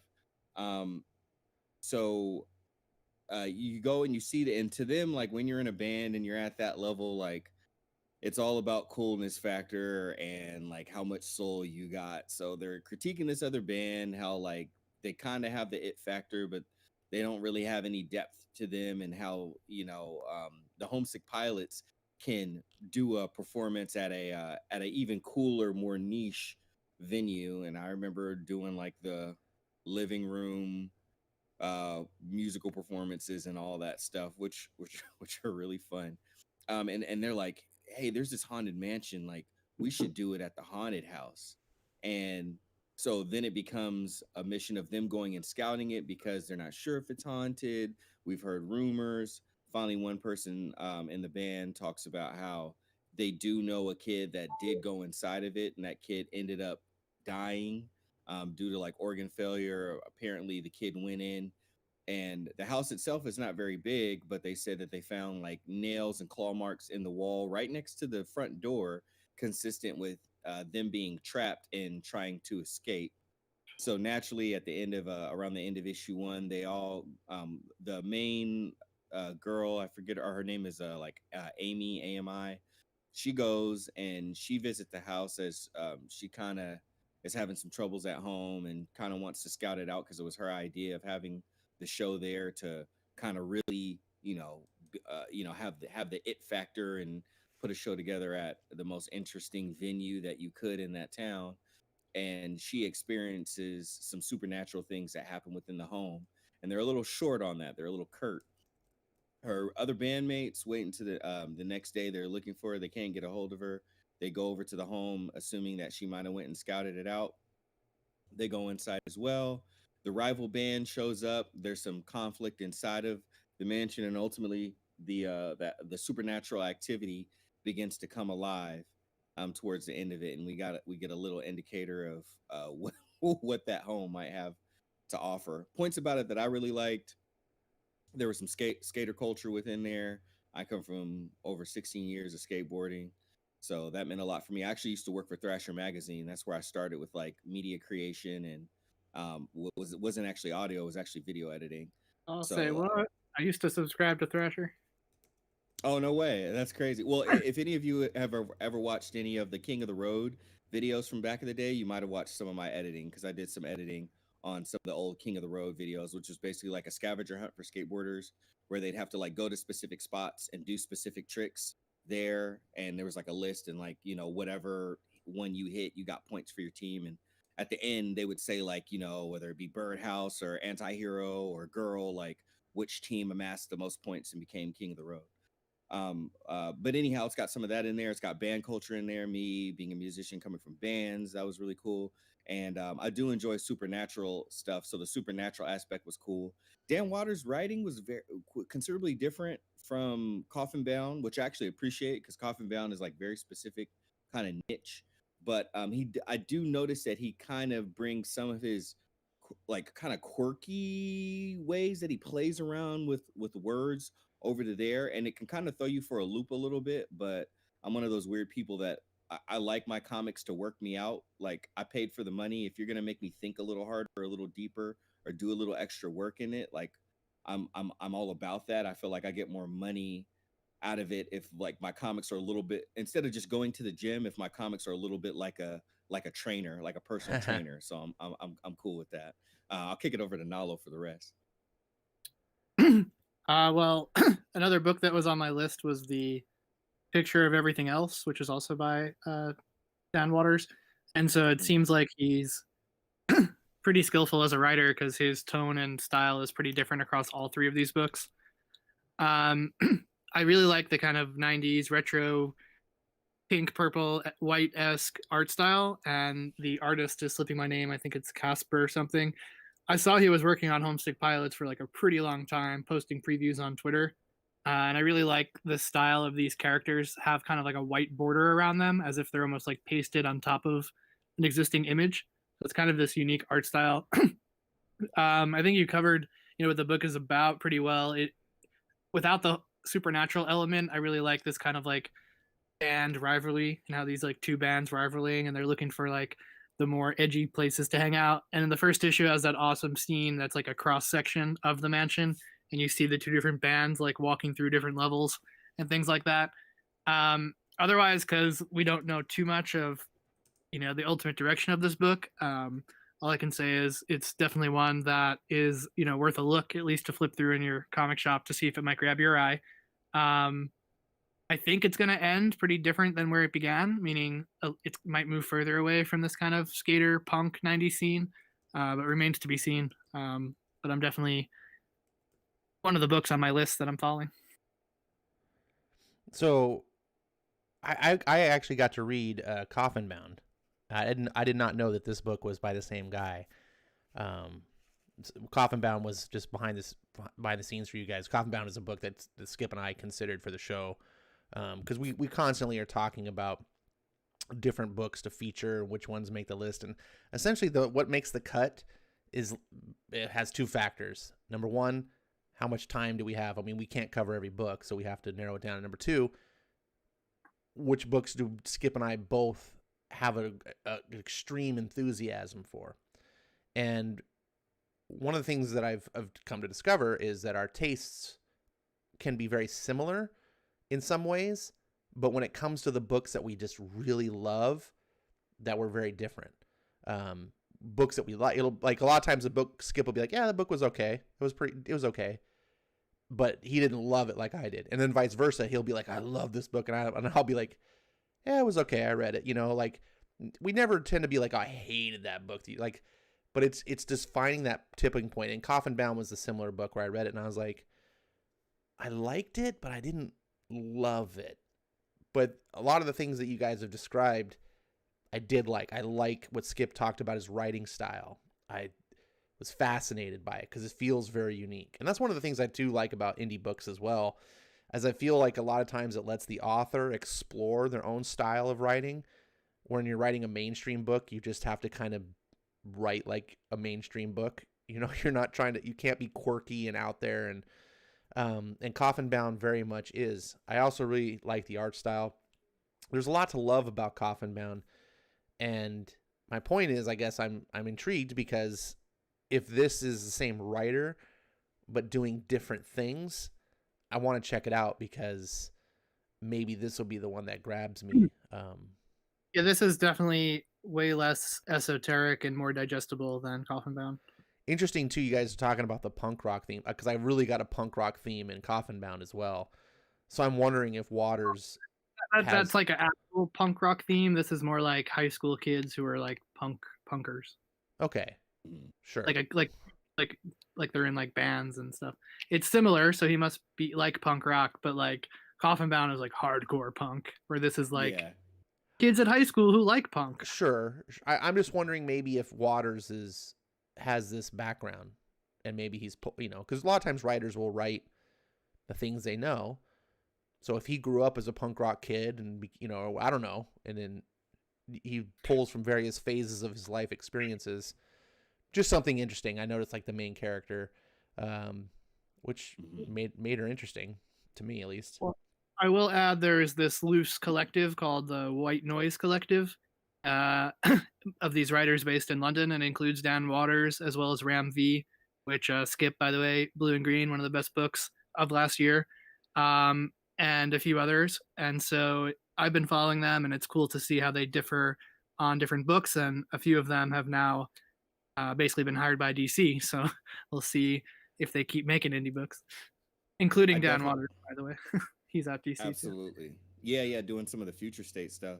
And you do pick up like some DIY vibes coming from Dan Waters across all of his stuff, whether it be more literal punk or kind of more, you know, like in the way that his concepts may be kind of rebellious and counterculture. I definitely get huge DIY vibes coming from Dan. I got to check out that other book that Nala was talking about. I wasn't aware of that one. All right. I know Nalo has got some time consideration, so I just want to have one last topic before he's got to take off. And it's kind of in line with what the chat here, Skip mentions that Prodigy is actually his biography, and Mark Millar took notes. That's funny. And it reminds me about authors and independent authors. And it's interesting to me. Mark Millar is one of my favorite indie authors. He's one of the most successful indie authors. I don't know how he can, like, he's either as much or even more than Robert Kirkman. I don't know what his Netflix deal is, but when it comes to indie writers, it's hard to be more successful than Mark Millar. I absolutely love anything. I will pick up any Mark Millar book if I can, but I didn't mention him because he falls into that same category that I talk about miniseries, where I just end up going, oh, okay, you came out with a new 60. I'll wait till the trade comes out. I just don't. I don't like collecting miniseries floppies because part of it's the budget. It just, you find yourself like, oh, I picked that up, and then, oh, here's a new miniseries. I picked that, and the next thing you know, you've got 10 miniseries, and you're like, I'm buying way too many books right now. My bill is way over budget, and so I just I can't do that. With an ongoing book, you can set what your budget's going to be, and just know, and you're no surprises. But my long-winded way of getting around to that, what is your favorite indie authors? We'll go ahead and start with you, Skip. Favorite indie authors, Either of today course, or all time. or okay, today or all time. Um, Howard Chaykin shoots up to the top of the list almost immediately. There's just a there's just this satirical kind of highbrow, multi-layered like approach mixed with some of my favorite topics or um or environments that his stories take place in, and I love people that push the boundaries of convention, and he you know almost at every time, right as he got out of his beginner phase of being an artist coming over into a writer, it's kind of always done that and led the charge, and he's highly regarded. Of course, Jonathan Hickman goes up there. um, for many of his different books, from East of West to Black Monday Murders. I know the Nightly News, which was his very first book, which was very riveting and had a different paradigm for me. I really enjoyed. I'll throw one more out there. Gosh, I'm like really, really taken by Dan Waters, so I've really appreciated his stuff. I'm gonna say Darwin Cook, actually. Darwin Cook, I've like, as much as I've enjoyed a lot of other things, and Rick Remender, and I won't throw out my other true one. I'm gonna leave that for someone else because I just don't feel it's fair to kind of nab so many because I went first. But Rick Remender, honorable mention. But yeah, Darwin Cook like came into his stuff late, and the more that I like read the different Parker books and things like that, he's just got a touch with his art mixed with his storytelling that's kind of directly to the point. And yeah, those Parker books have really, really, really, really been a joy and a smooth shot of whiskey down my comic books esophagus. So I'm gonna roll with those. Yeah, those Parker books are something I've been wanting to try. I have them up on the screen, and we probably don't have, for time considerations, we're probably not going to get to talk about them. But I figured since I downloaded the images, I'd throw these books up and also promote them a little bit, because I found out when I was getting these images, all these books that I'm listing up here are available on Comixology Unlimited. And I don't get paid by Comixology to shill them, but I'm telling you, as a user myself who likes the service, $5.99 a month, you get unlimited access to their unlimited library. So it's kind of ironic.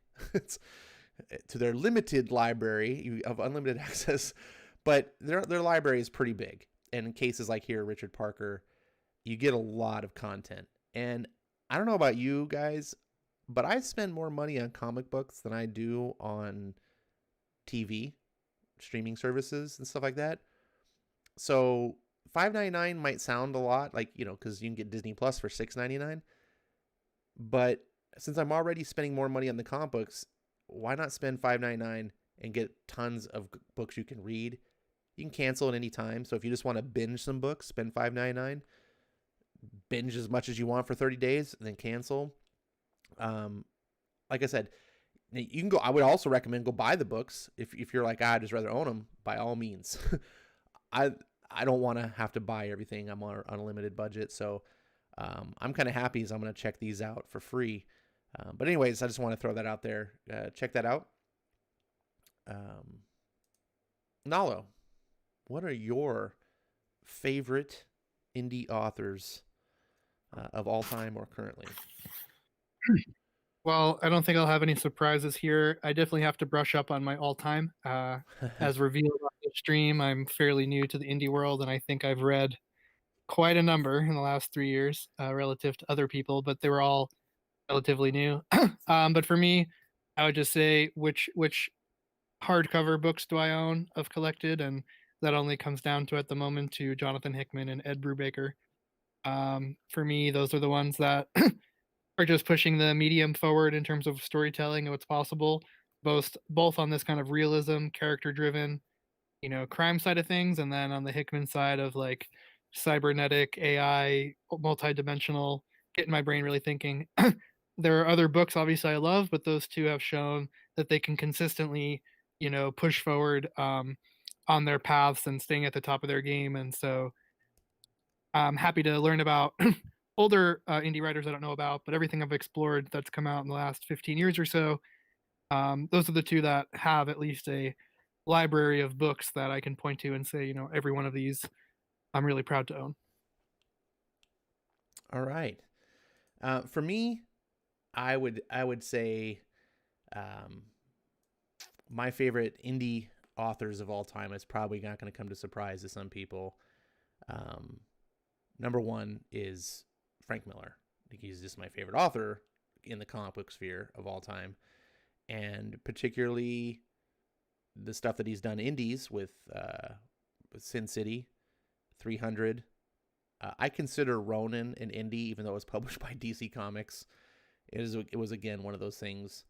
But Ronin is amazing. He doesn't have a huge body of work, but it just blows me away. What I love about Frank Miller is his writing to me is so poetic. If it's not necessarily the greatest plot that I ever read, that's fine. But I just enjoy reading the words on the page. His words are in my head like art is on a page. I just love the sound of them. I love reading them. He has just a way of with the words. Some people don't see that in him, and that's fine. It's very subjective, I know, but that's what draws me in. And when I read a Frank Miller book, he writes like no one else. Stan Sakai, because of Usagi Ojimbo, which is my favorite indie book of all time. 35 plus years, and I've never read a bad Usagi Ojimbo book. Unbelievable that guy still continues to surprise me with stories. And not just surprise me with stories, but always put a smile on my face every time I close the book. Just charming, whimsical, educational characters that I love. I could go on and on. It's such an underrated book.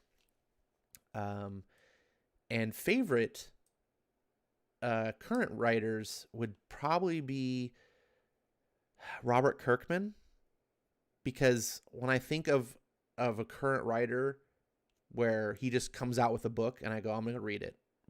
I just see his name on the book.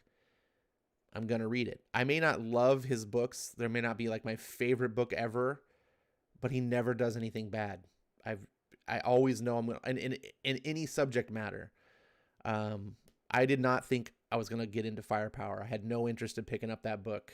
And because the way that it is, Ed Brubaker got me excited like I haven't been probably since just discovering Frank Miller for the first time. I just instantly went from like, oh yeah, Ed Brubaker, he seems pretty good, he writes a lot, to like, oh my god, I love this. I gotta buy all the hardcovers. I must own them all now. Like I just hold them in my hands and I'm like, oh Ed, you seduced me. It's just I'm not gonna get weird, I promise. But his books are so great, which is why we have a Criminal Cast, which Nalo is a regular on. Stay tuned for more episodes of that. We'll be talking about all the Ed Brubaker criminal stuff. And I would have to say Jonathan Hickman. He's right on the cusp because I haven't read that much of his stuff, to be quite honest. And I hate to make judgments like that when you haven't read much. But his DECORUM is one of the books that we feature on the show. And another book that I was like, this has no interest. I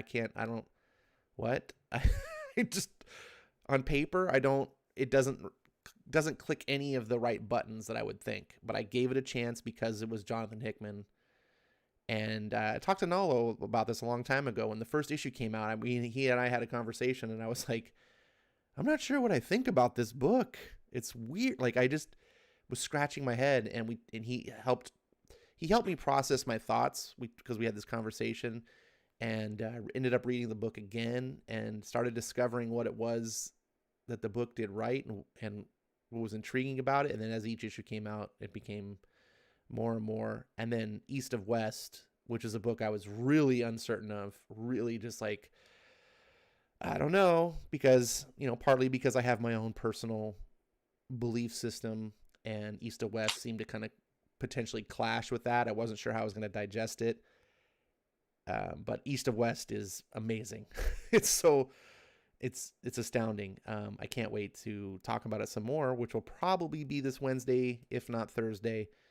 This week we'll be getting the next episode.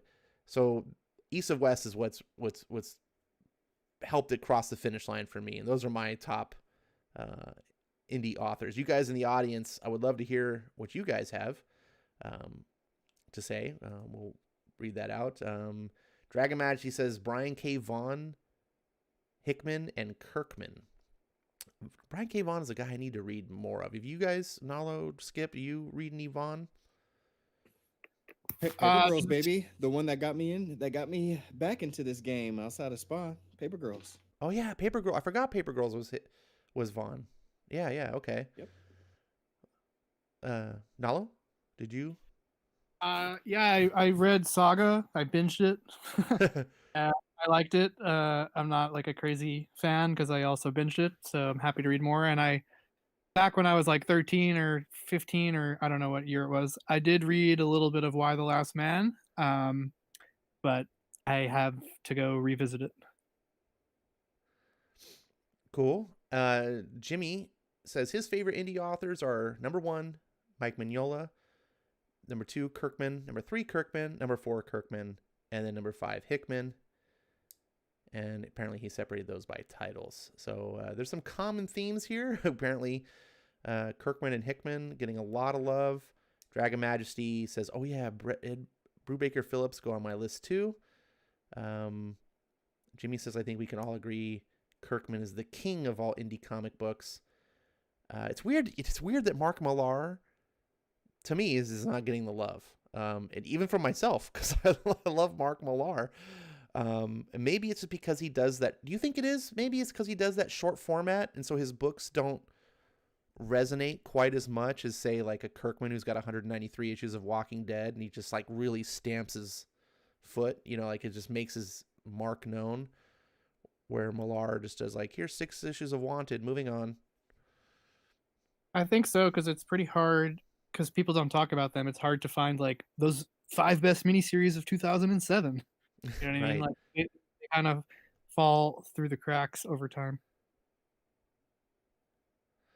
All right. Yeah, I would agree. Well, it's I think it's about kind of closing time here. I know you've had to go, but you've been a real trooper, Nalo, sticking with us till the end. I think we covered all the topics that we had mentioned before the show started.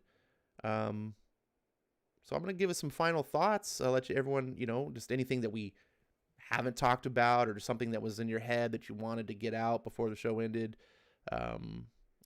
Skip, what's going on? Final thoughts.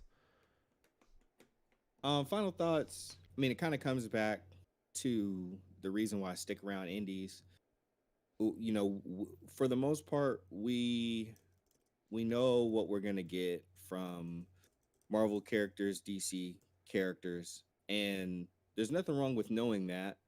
The most important thing is that whoever the creative team, at that time for that character or that group of characters, delivers and gives us a good product overall. Even if we can kind of see a bit of what's coming. But what I enjoy the most about the indie world is that it keeps me on my toes. I don't always know what I'm going to get.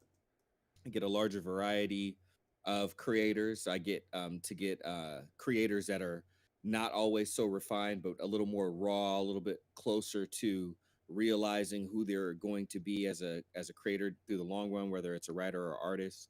And I appreciate, almost like listening to, that band's first 2 albums, when their sound wasn't so polished, but they were just kind of, doing everything from the gut, and you felt that. That's what I appreciate about indies. It's a little more of the Wild Wild West, and I guess I'm a cowboy. Very nice. Right there with you, partner. Giddy up. Yeehaw! There we go. And what about you, Nalo? Yeah, so in closing, I didn't put this on my list because I was only counting books that will still be coming out in the future. But you had mentioned how rare it is for Hollywood to, produce something like John Carpenter's The Thing. And it reminded me, one of my favorite books of last year, just ended this week, is John Carpenter Presents Tales of Science Fiction Vortex 2.0. It's a sequel to Vortex 1.0. Very similar to kind of a little bit like Alien or Prometheus, and nobody is talking about this book. In fact, when you search on Twitter, the only other person talking about it is our friend Wes. It is independent, small print, and has no fans except for me, so highly recommend if you like science fiction. Now it's Vortex. See, I know very little bit about it, and when I think I saw the book or something, and I made some assumption about it that it was some sort of like, what do you call it, anthology type book. Is it not the case? Is it just a if you go to Comixology, like Tales of Science Fiction is like how they call the title of the book, but that's like the brand name of John Carpenter. But on Comixology, it's all grouped as one book. So Vortex is like a 10-issue series, and then Vortex 2.0, 8-issue series, and then Vortex 2.0 is an 8-issue sequel. So there's like a 16-issue run that's very much in the vein of like Alien and science fiction. So it's not an anthology, but Tales of Science Fiction, there's a lot of other comic books that have that title made by John Carpenter. Well, that sounds great. I'm glad. See, without talking to you, I'd have never known it because I really don't like anthology books. I really, I just don't think it's the way to go unless you're going to offer a very cheap price point on them and use it as more of a loss leader to get people interested in your other stuff. I think that's a smart way to go, but I appreciate it. And yeah, I'm gonna have to check this book out because I love John Carpenter and I like science fiction, and that makes it all the more interesting to me. But please go on and finish your final thoughts. I'm sorry I interrupted that. Oh no, just that it just ended this week or last week. So now's the time to check it out. All right, so possibly you could be picking it up in trades if someone doesn't want to have to hunt the back issues, or if you are a collector and you like hunting the back issues. It might even be expensive on Comixology digitally. Does that discourage you? Try to find an alternative, cheaper way to read it, or if there's like a used copy, because it is so rare. But it's just top science fiction book I came across. Awesome. Overall. All right. Well, Jimmy says this is the best show yet. Well, I appreciate the compliment on that. This completely came out of nowhere as a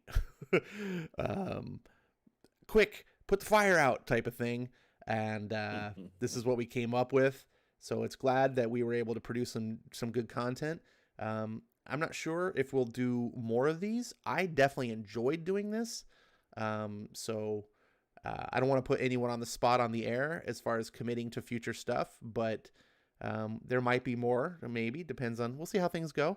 And so thank you for those compliments.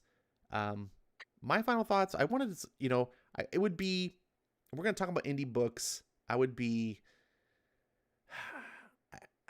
remiss if I didn't mention Alterna Comics. We didn't give him any love tonight, not for any particular reason. There's just too much to talk about. But Alterna is the only book that I buy an anthology of. They have a book called It Came Out on a Wednesday. It's $1.99, and it's like a 48-page comic of anthologies, and it's cool. That's the sort of thing I would love to buy. That's how I would buy anthologies. I wish all the studios would take notice of that and maybe do a thing like Dark Horse Presents used to do with Dark Horse Presents, and let me get some serialized stories this way in a cheaper price point. Even if you got to put it on newsprint, I'm cool with that. Comics are super expensive. It's tough for people to dive into new things. just to try it out, which is why Skip and I do this show, because we want to use word of mouth. We want to spread the love of these books that deserve attention. And I hope that some of these books have drawn your attention. I don't expect everything is going to be up your alley, but you guys, if you're listening to us, you like comic books. So there's no reason that at least one of these books we talked about today shouldn't be up your alley. I didn't get to talk about my books, but I do talk about them all the time. You know that I love Ascender, Oblivion Song, Die, Die, Die. Those are some of the books I was going to talk about today. Birthright. If you follow my channel outside of this show, you know I've given those lots of love. I'm just going to remind you about those, and maybe I'll talk about them if we ever do another hangout. But I think we talked at length about these. Try these out in different formats, whether it's getting them in trades, collecting them in the floppies, or digital, whatever your preferred method is. And push your limits, push your comfort zone, because some of my favorite books, and I think Nalo and Skip might attest to this as well, are books that maybe once upon a time I would have been like, I don't know, and then you try it and you're like, whoa, and it just changes your perspective on a book. I know that's for sure me. My favorite current indie comic that's coming out on shelves right now is Ascender, and it's about a little girl, and that's not in my wheelhouse. That's not the kind. Ash, what kind of comic do you want to read about? It's not about little girls, but the book is so good. It's so endearing, and it just, I don't know, I love it. I'm not going to talk about it right now because we're running out of time, but thank you guys for joining us. Stay tuned for the next episode of the actual episodes of Indie Comic Show.